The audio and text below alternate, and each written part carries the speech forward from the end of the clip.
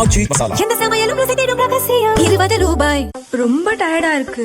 இயற்கையான டேட்ஸ், பாதாம், பிஸ்தா, cash and honey கொண்டு தயாரிக்கப்பட்ட லயன் டேட் நட் பைட்ஸ். மருத்துவ படிப்புகளுக்கான நுழைவுத் தேர்வான நீட் கடந்த 3ஆம் தேதி நாடு முழுவதும் நடத்தப்பட்டது. 22 லட்சம் பேர் தேர்வு எழுதினர். ஆனால் வினாத்தாள் கசிந்தது கண்டுபிடிக்கப்பட்டதால் அந்த தேர்வு ரத்து செய்யப்பட்டது. நீட் வினாத்தாள் கசிந்ததை விமர்சித்து எதிர்க்கட்சிகள் கண்டன குரல்கள் எழுப்பி வருகின்றன.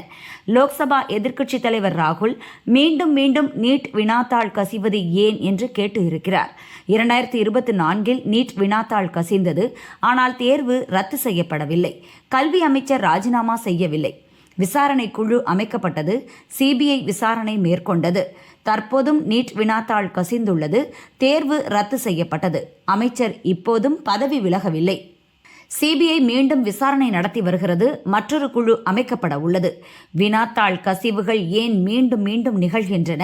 இந்த விவகாரத்தில் பிரதமர் மோடி தொடர்ந்து மௌனம் சாதிக்கிறார். மீண்டும் மீண்டும் தோல்வியடைந்து வரும் கல்வி அமைச்சரை ஏன் பதவி நீக்கம் செய்யவில்லை என்று ராகுல் கேட்டுள்ளார்.